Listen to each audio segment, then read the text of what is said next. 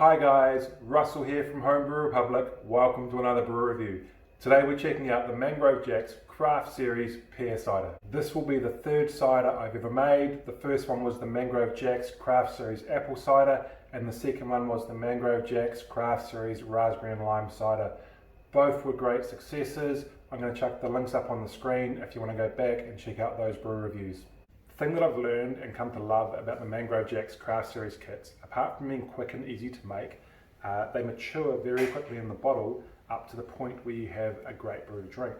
If you've watched my other videos, you know that I like to let my beer, especially hopped beer, have a little bit longer to mature in the bottles before I find the flavour profiles really settle down and mature into the best they can be. So with my beer, I leave them at least 4 weeks before I try them. But I generally prefer drinking them from 6, 8, 9 weeks, so leaving them that little bit longer to mature.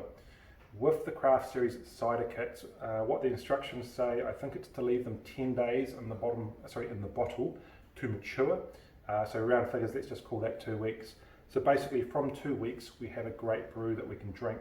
And in the last one I made, which was the Raspberry and Lime Cider, again I'll put a link up somewhere on the screen for you. What I found is there was no real difference in the flavour profile when I tried it at 2 weeks compared to when I tasted some of the bottles at 4 weeks or 6 weeks. So basically the key message here is that this brew, or the Craft Series ciders, take a far shorter period of time to mature in the bottle to the point where you have a great brew to drink. And the key message there is that means you can get a brew on nice and quickly, and then you can have it out the other side and be drinking it on the back deck a lot sooner than you would a great beer. Thumbs up. But back to the brew for today, the Mangrove Jacks Craft Series Pear Cider. What are we going to get? According to the description on the pack, we are brewing from the juiciest pears comes the best pear cider.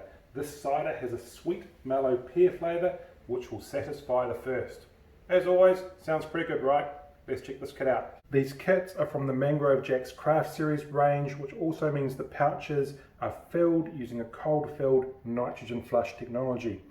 What that means, if we read Mangrove Jack's copy, is that the filling process protects the unique flavour and aroma characteristics of the concentrate that's inside the pouch.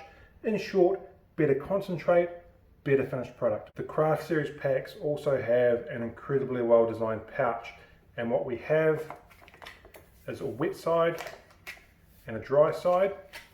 And if we check out in there, you can see the concentrate in the wet side, and in the dry side we have our other ingredients. Comprehensive step-by-step instructions, Mangrove Jack's Craft Series cider yeast, our sweetener, we'll talk about that a little bit more in a second, and our flavouring. It's worth chatting about a couple of extra ingredients that are included in this kit. First one here is sweetener. So what Mangrove Jacks say is you can go for a dry finish, an off-dry finish, or a sweet finish. And therefore, if you want it dry, you don't use the sweetener. If you want off-dry, you use half the sweetener. And if you want sweet, you use all the sweetener. The first brew I made, which was the Mangrove Jacks Craft Series Apple Cider, I went for an off-dry finish. I thought it was awesome. I really, really enjoyed it. Had some sweetness, but certainly nowhere near too sweet. My wife's feedback on that brew was she wanted it to be sweeter. So the second one, which was the Raspberry and Lime Cider, I went for a sweet finish. But even though it was sweeter, it was nowhere near overpowering, certainly not sickening or anything like that. It was still really, really enjoyable and really easy to drink. So, you know, yes, there's going to be a difference. I don't know that it's going to be major, and I would say that in general, whichever way you go, you're probably going to create a brew that is really pleasing to most people. The second one is the cider. I do really, really like the Craft Series ciders. If you read the instructions, what the instructions will advise you is that the optimal fermentation temperature is 18 to 24 degrees. If we look at the back of the packet, what this is saying is that you can work within 12 to 28 degrees. So what you can take that is you've got quite a bit of flexibility there in terms of the temperature range that you're brewing at, which actually makes this really easy to brew. If you look at that range, 12 to 28, this would be really, really flexible to brew all year round, whether you're in winter or in summer. What I'm going to do made this up on the spot, is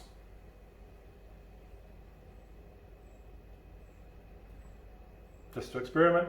The instructions say 18 to 24. I suspect the other brews I did were 18, I probably fermented through 18 to 20.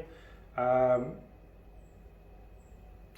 just going to ferment through at between 15 and 18 to see what it does and see how it goes. There you go, decision made on the fly. Alright, process before we get into the actual brewing. I'm going to get this brew mixed up. I use boiling water, so it's going to be way too hot to pitch. I'm going to get it down to the garage, I'll get it into my fridge. I am going to use the fridge to bring the temperature down and get the brew to probably about 20. I'll pitch the yeast there, and then as I said, I'll let the temperature keep coming down and hold it between 15 and 18. I'm going to be using temperature control, so it'll sit pretty perfectly in that range right through. The instructions ask us to add in our sweetener at the same time as we pitch the yeast, so I'm going to add all of the sweetener. We are then advised to leave the brew for 6 days to ferment and check the brew after 6 days. If fermentation is complete, and fermentation complete will be defined as gravity being constant for 2 days in a row, then we will add our sweetener and leave the brew for our flavouring, and leave the brew for another 24 hours. One comment on that gravity. So it's not in the instructions, but if you go back up to the Mangrove Jacks website, there's a table which gives you the target final gravity for brews, and I'm speaking from memory here, but I think where they want their ciders to go is down to 1.001 final gravity, and it shouldn't make a difference whether we're using enhancer or dextrose. You should be getting, according to their website, you should be getting to the same final gravity. What I'm finding though is that my final gravity for ciders isn't getting down that low. I think the raspberry and lime cider was 1.007, and I think the apple cider might have been around the 1.005. The issue that's creating for me is I'm not quite getting the ABV that they're suggesting on the pack, which we also didn't talk about. So the ABV for this recipe is 4.7%. The ABV, as an example, on I think the raspberry and lime cider might have been 5.5%, but because I'm not quite getting down on the gravity, I'm not quite getting to that ABV. So I think my raspberry and lime cider wound up at say 4.9. Excuse me, just thinking from memory there. If I anticipate this to follow the same pattern and not quite get down, I won't be hitting 4.7. I might get to, I don't know, 4.3 or 4.4, maybe 4.2, something like that. All that said, I'm going to say too much talking, not enough brewing. I'm going to get this brew mixed up. I'll see you in the garage and ultimately on the other side for the official taste test. Cheers!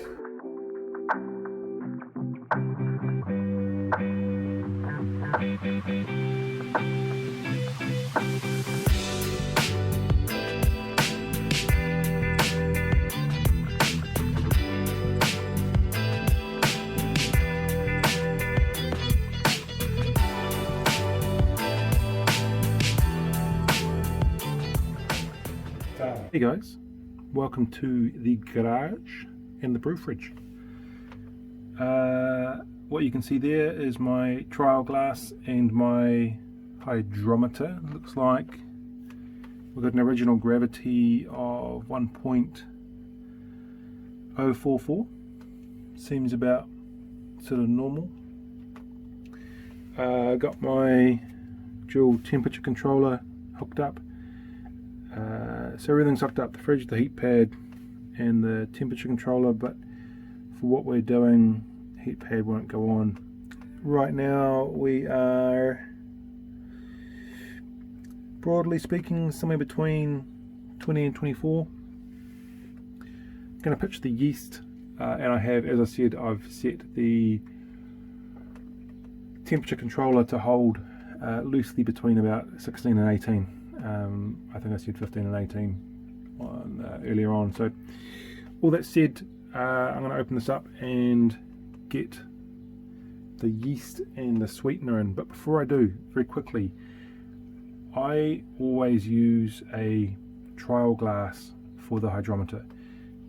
One thing I see a lot is that people, especially in other videos, people take the lid off and then they put their hydrometer straight in there. If you have sterilised your hydrometer, awesome, or sorry, sanitised, or sterilised if that's what you do.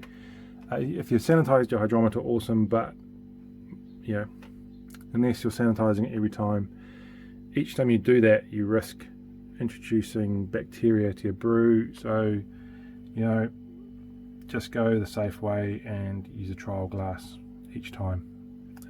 I don't even think that's an official trial glass, it's just the container it came in, which I double as a trial glass. So let's get the lid off, get the yeast in.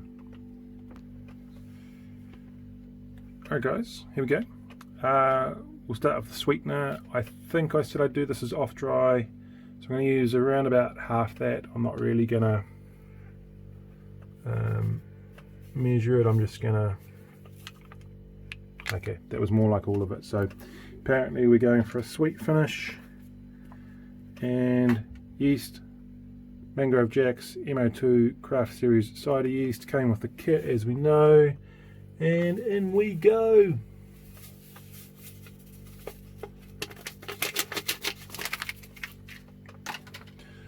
Right guys, that's it. Yeast is pitched. So like I said, current temperature is sitting between 22 24. Temperature controller is on. It is set to come down between 15 and 18. I think it will settle more like 16 to 18. It's going to keep cooling until it hits that temperature. I will check it in the morning, make sure everything is okay and we're on track. Otherwise, I'm going to leave this alone until day 6. And I'll catch you then. Cheers guys, see you soon. Enough talking, look at that, we've got some flavouring. Let's get this lid off. We'll get the flavouring in, have a quick peek inside and go from there. Here we are guys, looking pretty good in there. Here we go, pear cider flavouring. And it goes. Nothing to it really. Alright, so from here we put that in, we leave it alone, we don't touch it for 24 hours. After that I will start the process of cold crashing. I'm just going to cold crash for 24 hours, but I mean, you look at that, it's clean, nothing in there, nothing to really worry about anyway. So after that we'll bottle, use carbonation drops, I rack off into a bottling bucket, and yeah, good as gold. Alright guys, see you soon. Hey guys, it's bottling day. We're getting ready to take our pear cider and chuck it into the bottles. First of all, I want to say thanks to everyone who watches my videos. It's really, really cool, really humbling, and I really appreciate it. But I also want to say thanks to everyone who either gives us a thumbs up or comments. In particular, at JBellNZ, I think it was, chucked up a comment and said, hey, can we see what you do with the bottling process? A little bit of the context around that was overcarbonation. So is there something that we're doing in a bottling process that causes overcarbonation? That's a bigger topic, and I'm going to tackle that in another video. But honestly, with my bottling, I'm not doing anything that I'm sure you're not already, but happy to show you the basics of what I'm doing and kind of the key points that I always try and hit on. So that's what we're going to do. Here we are guys, first step in the bottling process, it's sanitisation. Exactly like your mum used to tell you, godliness is next to cleanliness, and don't you dare come to the dinner table unless you've washed your hands first. That's exactly what is happening here. Key message, and actually, sorry, if you know me, cleaning and sanitisation is like the #1 rule of good beer. If you can get that right, you've probably solved most of your problems. The second part of that is don't confuse cleaning and sanitising. They're two very different things. The process of cleaning is removing dirt, visible dirt. The process of sanitising is removing bacteria or reducing bacteria to a safe level. Cleaning, I use this stuff here. It's Mangrove Jack's cold water detergent. I normally clean the day before just to break up the process and then put the bottles aside. The other piece of sanitising, make sure you get it all the way around on the inside of the bottle, and then always sanitize, or I always sanitize directly before I bottle. I'm trying not to leave them sitting there where airborne bacteria can get in. And sanitizing, this stuff here, Mangrove Jacks, no rinse sanitizer. Key message is it's a no rinse sanitizer, alright? So it's going to do you no harm if there's a couple of drops in there. Also, after you've sanitized, don't use the tap to rinse your bottle, right? It's now sanitized. Don't put anything else in it. Okay, here we go, guys. This here is not the vessel that I fermented in, so you always hear me talk about racking off into a bottling bucket. It's obviously the same, right? I'm not using a different style or anything else. I've just got a fresh one and a new one. The reason I do that is every time you brew, which you know, is you'll have a layer of sediment in the bottom. So by racking off into this bottling bucket, I've now got the brew completely clean, and I've dramatically reduced the risk of any of that sediment coming through into my brew.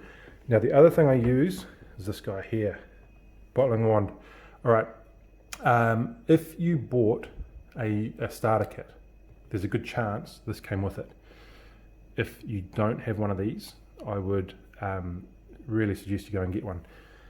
Just before we do talking about cleaning and sanitizing, basic rule is anything that touches the beer gets cleaned and sanitized. For me, that included the inside of this and included this guy here, this bottling wand. Okay, bottling wands are simple. Tap is on, just goes in the tap. Up we go, boom. Okay, he's going to fill up.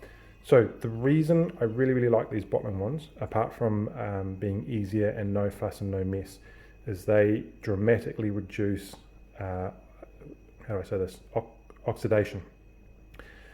If you were bottling straight from the tap, which you can do, don't get me wrong, I've done it, you will likely create some splashing, some movement in the brew, and you will oxidize the brew. Oxidization can cause off flavors in your brew. There you go, that's turned off. And what we can see there is filled up to the perfect level.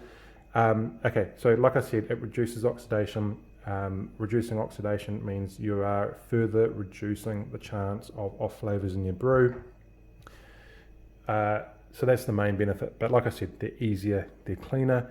The other thing you can do that I've seen some people do is you can get a little adapter that goes in there, and then what you do is get some hose, obviously food grade hose, one end on the adapter, the other end on this, and now you've got a mobile wand. And then what people do is sanitize their bottles and just get rows of them ready to go, and then just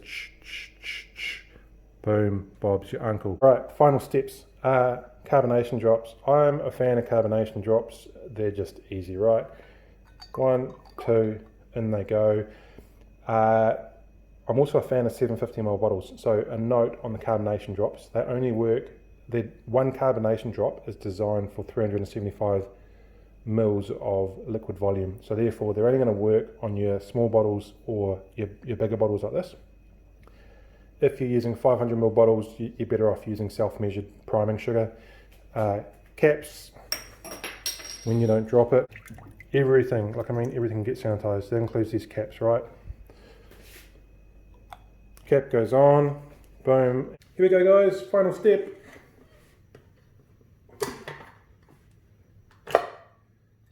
Done. Welcome back to the official taste test of the Mangrove Jacks Craft Series Pear Cider. Here we go. Should we open this up? Good little pop. Bottle, glass, pour. Here we go.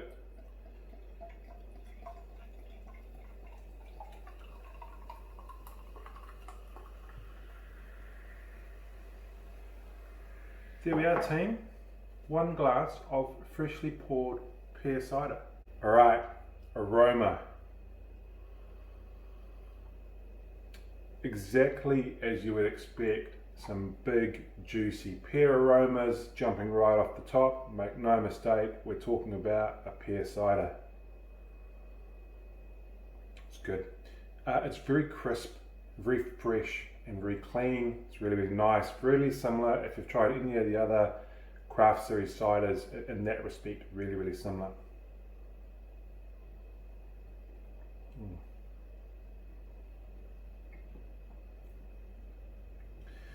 And exactly the same experience from a drinking perspective. Big juicy pear notes, really crisp, really clean, really refreshing. For this one on the end, we did the sweet finish, so it does have a sweetness to it, but again, similar to how I've talked about the raspberry and lime cider and the apple cider, which I've done in the past, the sweetness isn't overpowering. It's a nice sweetness. And if I give this a comparison, like a can of Coke, I find that too sweet. This is sweet, but nowhere near can of Coke kind of sweet, if that's making any sense. I watched another video online last night about someone else's drinking experience with this, and they described it as being really sessionable, and I would agree with that. It's the kind of brew, it's really easygoing. Like, it's the kind of brew you'd sit down, it's not going to make you feel massively bloated, it's not going to overpower you with sweetness, so it's really nice to have a small session on it. It's really agreeable to a lot of people, so if you're looking for, I said this at the start, that alternative to a beer or a wine, this is the perfect drink that's going to be an easy crowd pleaser at any kind of gathering. So certainly endorse it on that front. If I think back on the brewing process, the biggest kind of standout for me was around the yeast. Now at the start we talked about the instructions, and what the instructions advised in terms of recommended temperature was 18 to 24 degrees, I think it was. So I actually went back, recommended temperature based on the instructions 18 to 24 degrees, but the yeast advised it was tolerant from 12 to 28. And so what I did was I said, okay, I'm going to ferment this, or attempt to ferment this at 15 to 18. Just to clear something up, because I realised I may have come across looking like a bit of a cowboy, which wasn't my intent. The raspberry and lime cider, which was the last cider I did, I fermented in ambient temperatures, and that ran through at about 24 degrees. Really, really nice, really good finish. The apple cider, which was the first one I did, that fermented through at, I think it was 18 to 20. I had that one in the fridge. So I guess where my head was at was, I knew if you go by the instructions, you're going to get a good result. And my question was, how, if the yeast is saying it's good, or it's tolerant outside of that recommended range by the instructions, how well will it ferment? So I did put the brew in, and I started it at that lower temperature range. I think I had it set down to about 15. Not a good outcome. Well, not a bad outcome, but not a good outcome. So I pitched it, which you saw, and I think I got to probably 2.5 or 3 days in, and the fermentation hadn't started with the temperature down there. What I did at that point was I lifted the temperature up to, I think I lifted it to 18, and it got going within about 12 to 24 hours. So in essence, I think what I learned from that experiment was, with regard to the MO2 cider yeast, although it may be tolerant down to the lower temperatures, it didn't like starting its fermentation or getting underway at that lower temperature. So if I was going to try and test that or push it further, rather than just pitching at that temperature, I would probably try making a yeast starter and getting the yeast going before I put it in at that temperature. But the other side of that, which was kind of like a good thing as well, is it did confirm that it does like that slightly warmer temperature, and if you are brewing in cooler temperatures, i.e. over winter, it's easy to bring temperature up with a heat pad, right? So I sort of don't view that as a problem. The bigger challenge with temperature control is always going to be cooling when you need to. But I guess the other thing with this, at 18 to 24, that's a pretty nice fermentation temperature range. Pretty agreeable to most places, unless you're in a particularly hot summer around New Zealand. So, good as gold on that front. The other thing they mentioned, which was interesting, I actually went back and had a look at, is if you go to the Mangrove Jacks website, and I think there's a menu for like their help centre, they've got tables for specific gravity, and in particular your target final gravity. I did talk about this earlier. what I realised when I went back is that actually all of the ciders, the different types of craft series ciders, have a different target final gravity. That gravity is the same whether you're using enhancer like we were, or whether you're using dextrose, but it will be different, and they put a note about this if you're using table sugar. But I think the key message for me was the note that the different ciders have different final target gravities, and that's probably worth noting, because I don't think that's clear on the instructions. So if you do make one of these craft series ciders, go check out their website, go check out the target final gravity, and just be aware that they are different. Haven't shared this one too widely among my friends. Did give this to some friends of ours, kind of school friends of our kids, and good feedback. They enjoyed it. I'm going to drop a couple of bottles in to another friend of mine tomorrow for like a small kind of gathering and see how that goes. But like I said, it's a really good brew. It's really easy to drink. It's really agreeable, and yeah, certainly won't hesitate to do it again. So, formal stuff. If you like this video, give us a thumbs up. Always helps us out. Feel free to comment below. I reply. I like chatting. Certainly like talking about brewing.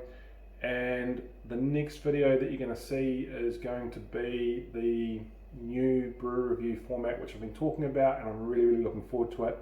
I've done the Mangrove Jacks Czech Pilsner, but I've done 2 brews. One brew I brewed the simplest way possible. So I took the kit, bag of dextrose, water, let's go. The other brew I turned it into a recipe. So I used a craft yeast, I used some dry hops, I used a liquid malt extract. So we're going to see how those brews turned out, and we're going to compare them and look at the differences. All that said, guys, thanks for tuning in, and cheers. Cheers!